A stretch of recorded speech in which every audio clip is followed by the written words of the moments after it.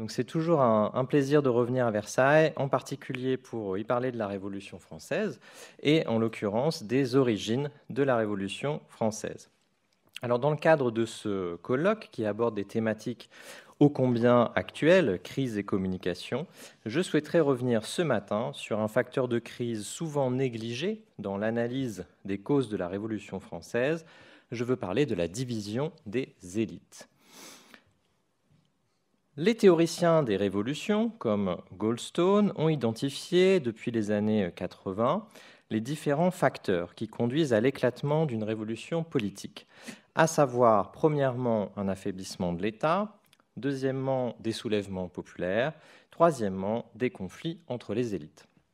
Or, ces trois facteurs se trouvent progressivement réunis dans la France de la seconde moitié des années 1780.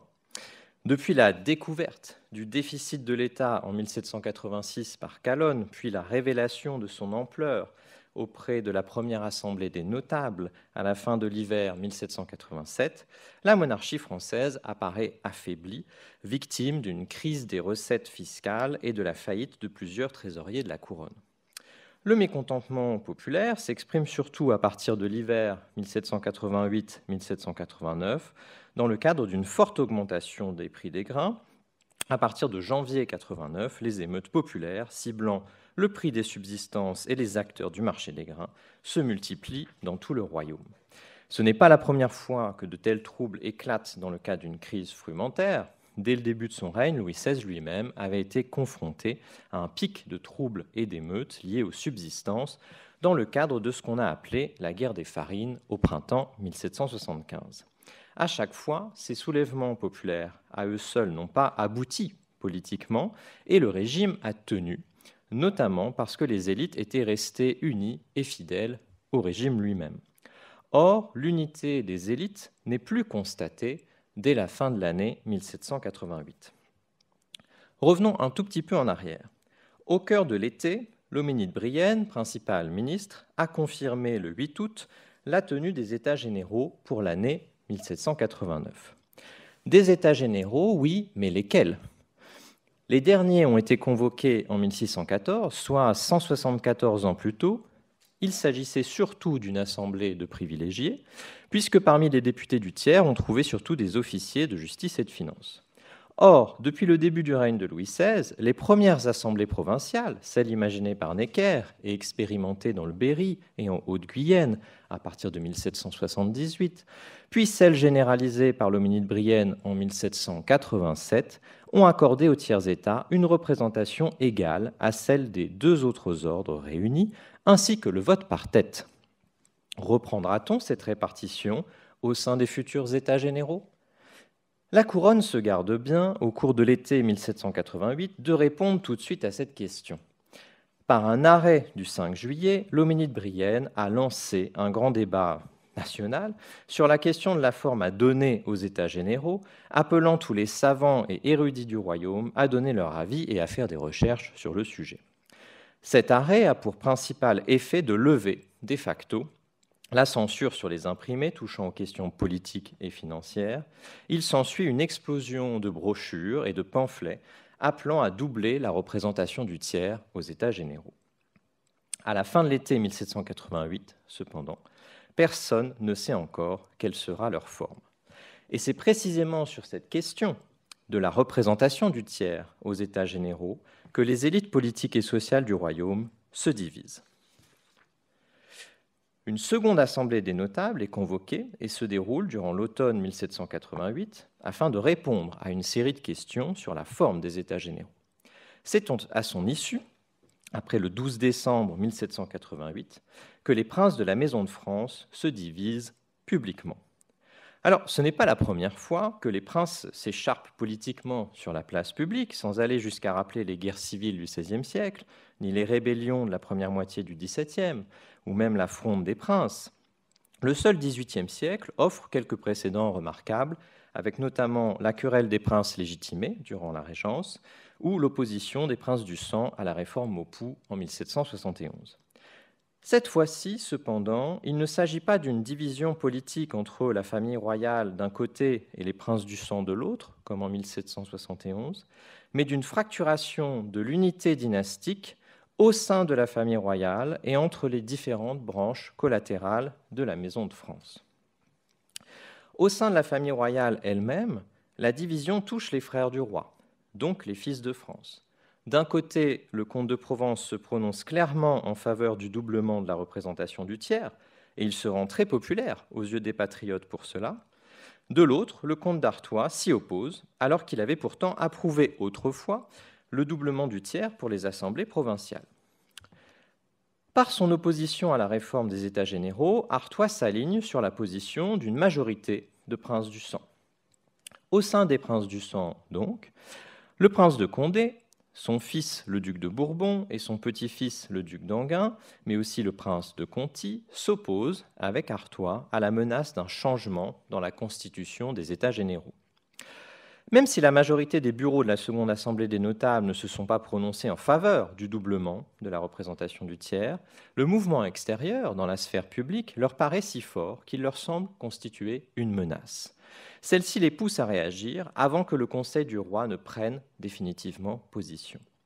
Artois, les trois Condé et Conti formalisent donc leur opposition au doublement de la représentation du tiers par un mémoire rédigé par le baron de Monthyon, chancelier de la maison du comte d'Artois depuis 1780, et qui est remis au roi, présenté au roi, le dimanche 14 décembre 1788, lors de la cérémonie du lever.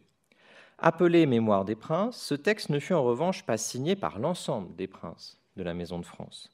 C'est la raison pour laquelle Arlette Joanna a estimé dans Le sang des princes, en 2022, que ce mémoire scella la division du sang de France.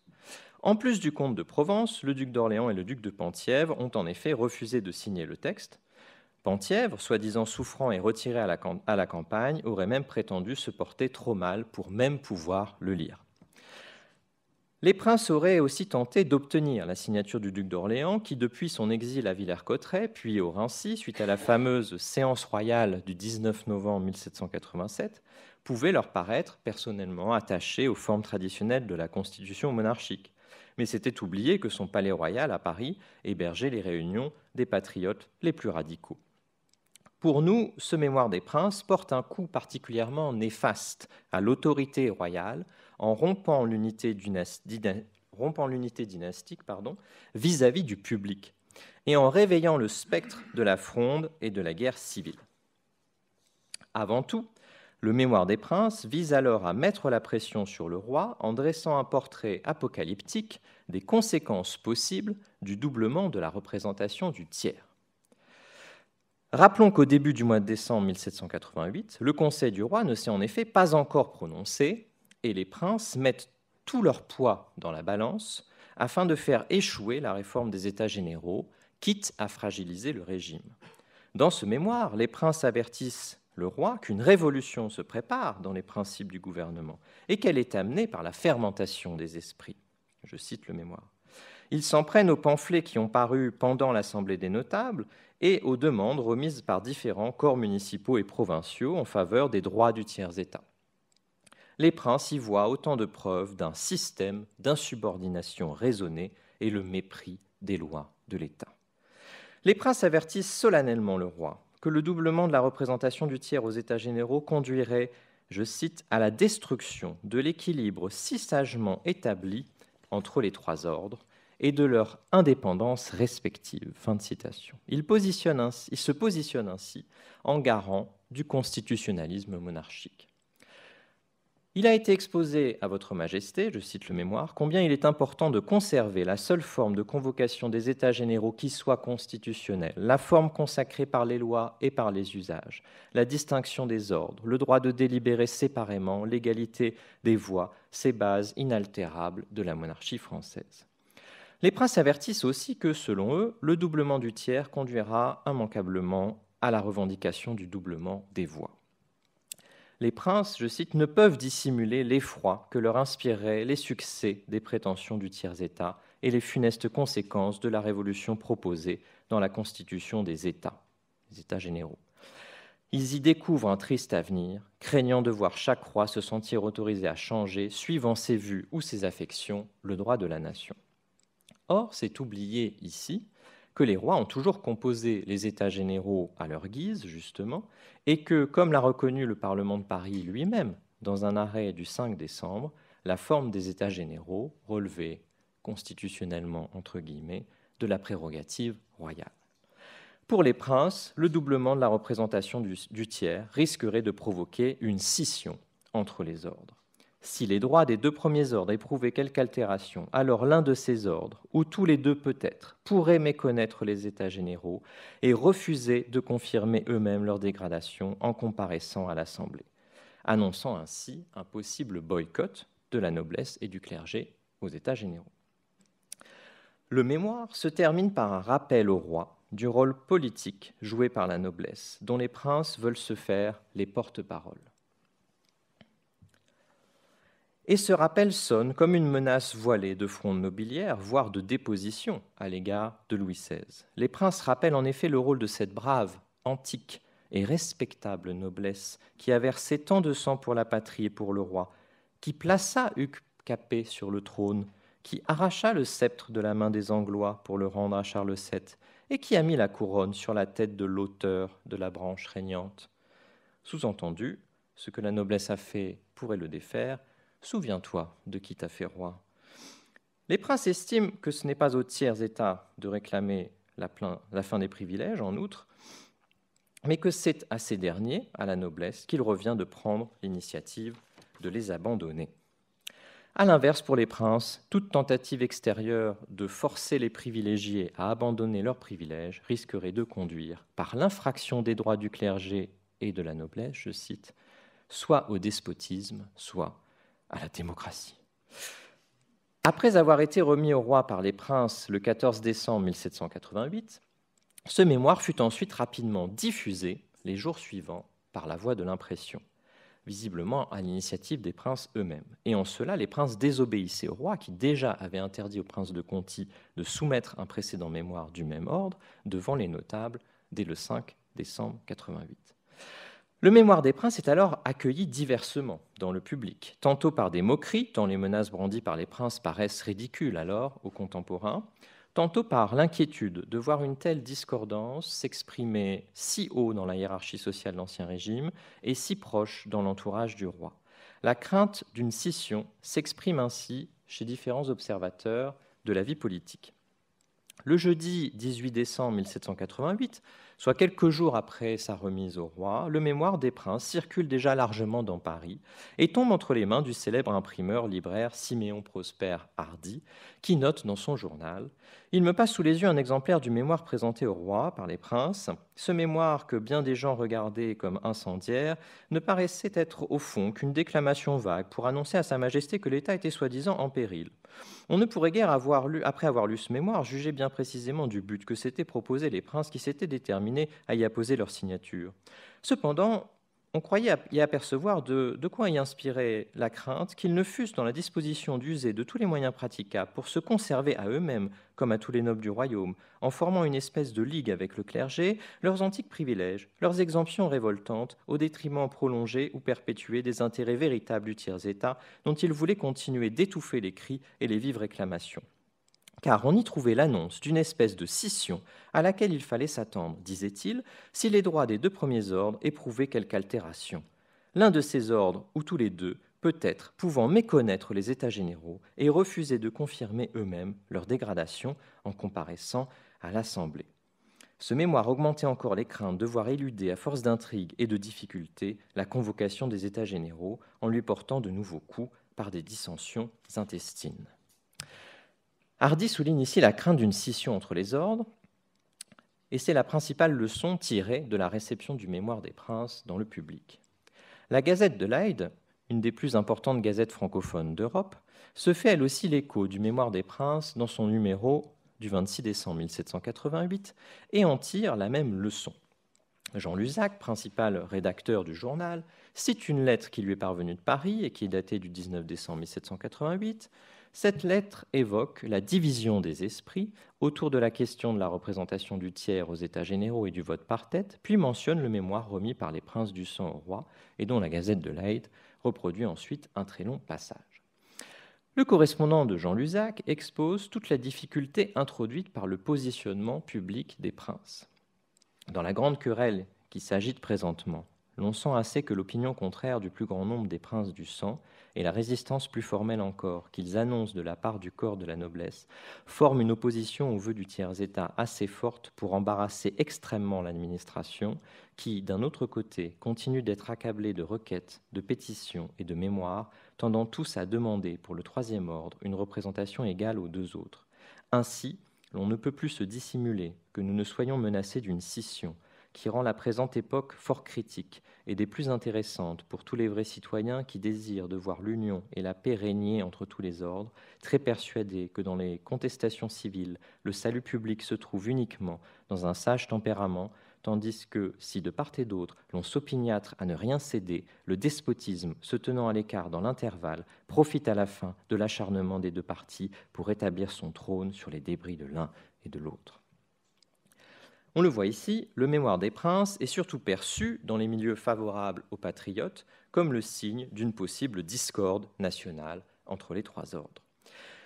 Si nous ne sommes pas encore à l'expression de la peur d'un complot aristocratique si prégnante dans les écrits des observateurs à partir de l'été 1789, la crainte d'une désunion nationale provoquée par les privilégiés trouve là, avec le mémoire des princes, de quoi se nourrir.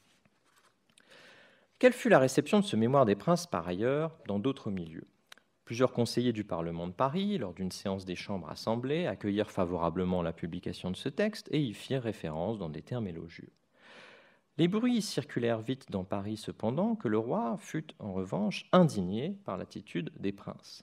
Le dimanche 21 décembre, soit une semaine après la remise du mémoire au roi, Hardy nota dans son journal « On entendait dire que le premier mouvement d'indignation du roi sur le vu du mémoire des princes du sang avait été tel qu'il était échappé à sa majesté de déclarer qu'elle ne voulait plus qu'ils reparussent devant elle et qu'il avait même été question de les exiler. Il faut dire que le roi aurait particulièrement remis à sa place son jeune frère en lui déclarant « Vous êtes le dernier homme de la France qui deviez signer ce beau mémoire. Lorsque j'ai payé vos dettes, et cela plusieurs fois, est-ce avec l'argent de la noblesse ou celui du tiers-État ?» Non seulement les princes échouèrent à convaincre le roi, mais ils se rendirent même assez vite compte qu'ils n'étaient pas tout à fait suivis par cette noblesse dont ils prétendaient pourtant se faire eux-mêmes les héros.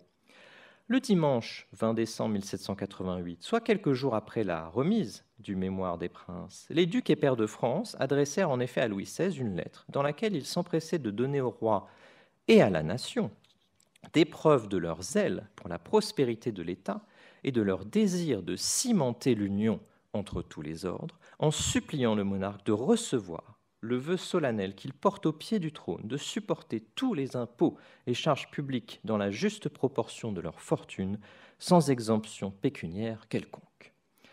Les pairs de France concluaient leur lettre, signée de tous les pairs, par cette phrase terrible pour les princes, en déclarant ne pas douter que ces sentiments ne fussent unanimement exprimés par tous les autres gentilshommes du royaume.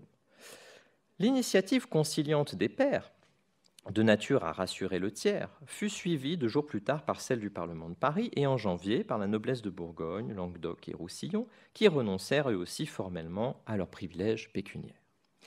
Le 20 décembre, les pairs avaient cependant bien pris soin de ne pas aborder le sujet qui fâche, à savoir le doublement de la représentation du tiers, qui n'était pas de leur ressort, mais revenait au roi seul.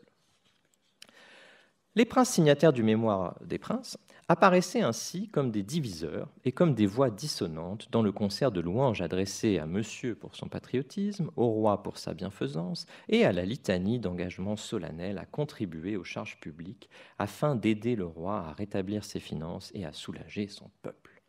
La dissonance introduite par le mémoire des princes avait semé le doute dans la possibilité de voir les États généraux se dérouler sereinement et dans un esprit de concorde, pour ne pas dire d'harmonie. Le tiers avait désormais des motifs sérieux de s'inquiéter. Les princes, dans une surenchère destinée à influencer la décision du Conseil royal, venaient sans doute de commettre des dommages irréparables dans le public. Le bruit courut cependant assez vite que les princes, et principalement Monseigneur comte d'Artois, étaient honteux de leur démarche inconsidérée et désespérés de s'être laissés embarquer sans avoir pris auparavant une plus mûre délibération. Des nouvelles à la main, rédigées par des observateurs de la cour, soulignèrent que le comte d'Artois aurait regretté assez vite d'avoir pris part à la signature de ce mémoire, qui lui valut de perdre une popularité qu'il avait fraîchement reprise en septembre 1788 en appuyant le renvoi du garde des Sceaux Lamoignon. Les Parisiens, eux, accueillirent très mal la publication du Mémoire des Princes. Au Café de Foix, au Palais Royal, les patriotes déchirèrent et brûlèrent le mémoire en question. À la cour, de son côté, la reine continuait de soutenir ostensiblement le tiers et surtout Necker, qui était après tout son ministre. Quant au roi, même si sa réaction fut rapidement connue, il resta neutre officiellement et se garda bien de prendre la peine de répondre directement aux mémoires des princes. D'après l'ambassadeur anglais, le duc de Dorset, il avait accueilli la remise du mémoire avec un profond silence. Le public ne sut que plus tard à quel point il avait pu réprimander son frère, le comte d'Artois. Dans le public, justement, le mémoire des princes, en revanche, ne resta pas sans réponse. Plusieurs pamphlets furent imprimés et circulèrent afin d'attaquer directement le contenu du mémoire. Le mémoire des princes avait prêté le flanc au développement d'un discours antinobiliste marqué par une nouvelle virulence. La possibilité d'une union des ordres s'en trouvait de fait altérée. L'abbé André Morlet, académicien, écrivain installé et pensionné par le régime depuis des années, proche de Madame Necker et de Lafayette, dernier des philosophes et ami de Loménie de Brienne, écrit très rapidement un projet de réponse à un mémoire répandu sous le titre de Mémoire des princes du 21 décembre 1788. Le texte faisait parler Louis XVI lui-même et réprimandait les princes en démontant leurs arguments un par un. L'abbé Morlet alla même assez loin en accusant les princes de vouloir l'aristocratie à la place de la monarchie et d'affirmer que le roi est la seule force capable de protéger le peuple de la tyrannie de la noblesse. Toujours en empruntant la voix du roi, Morlet lançait également un avertissement très net et très ferme aux menaces de boycott de la noblesse. 23 ou 24 millions d'hommes ne se croiraient pas sans doute dépouillés du droit de s'occuper de leurs affaires et de leur bonheur commun parce que 200 ou 300 000 nobles ou ecclésiastiques du haut clergé, car le clergé du second ordre a tous ses intérêts communs avec le tiers-état auquel il appartient véritablement, ne voudraient pas assister à l'Assemblée nationale. J'aurais donc encore une Assemblée de la nation. On voit ainsi que quelques semaines avant la publication du pamphlet de Sieyès, et même sous la plume d'un modéré comme Morlet, il apparaissait évident que les seuls députés du tiers-État étaient légitimes à incarner la nation si jamais la noblesse et le clergé refusaient l'union des ordres. C'était renvoyer la responsabilité de la division, une fois de plus, sur les privilégiés. La décision prise par le Conseil du roi, le 27 décembre 1788, de doubler la représentation du tiers aux États généraux, désavoua publiquement les princes de la Maison de France qui s'étaient positionnés contre cette évolution. Contrairement au Parlement de Paris, qui, le 5 décembre, était revenu sur son arrêt du 25 septembre, les princes avaient pris un pari risqué qui fragilisait l'unité dynastique dans tous les cas. Si le roi les suivait, il fragilisait la couronne en donnant aux princes un poids politique considérable, jamais atteint depuis la Fronde. En affirmant le droit du roi de convoquer les États généraux à sa guise et suivant les formes décidées par lui, Louis XVI s'inscrivait dans une tradition d'indépendance politique de l'autorité monarchique à l'égard des grands. En cela, il agissait en vrai Bourbon.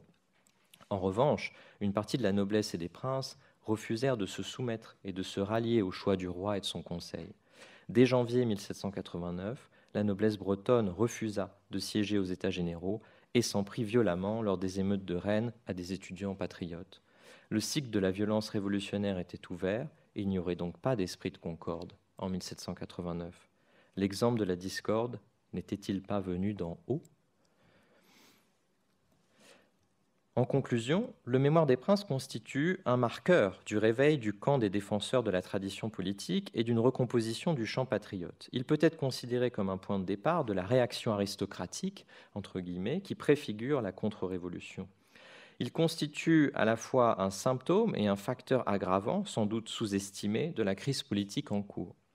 L'historiographie s'est souvent demandé de quand dater l'origine de la violence dans la Révolution française et au-delà de la terreur. Je veux ici proposer, suggérer une hypothèse et d'envisager cette question dans un temps un peu plus long, en se demandant si la peur d'une tournure violente et donc le risque de la violence n'est pas venu des princes qui créèrent par leur discours des fantasmes et refusèrent tout en bloc, fermant toute possibilité à une union des ordres et au-delà la possibilité d'une union nationale. Ainsi, avant même que ne s'ouvre la campagne pour l'élection des députés aux États généraux, s'esquissaient déjà, au sein de la famille royale, des lignes de fracture entre aristocrates contre-révolutionnaires, monarchistes constitutionnels, orléanistes patriotes, qui marquèrent la vie politique française durant une partie significative du XIXe siècle. Et je termine en disant que la crise princière de 1788 relève à la fois d'une expression virulente du débat très ancien sur la nature de la monarchie française et de l'autre d'ambitions constitutionnelles nouvelles héritées des expériences anglaises et américaines. La publicité de ce débat visait à répondre à la crise politique et financière en cours. Elle contribua à l'aggraver en montrant que les héritiers du trône et les dynasties de secours avaient fait le choix de la division quant à l'avenir de la monarchie française, plutôt que celui de l'obéissance envers le chef de la Maison de France. Je vous remercie.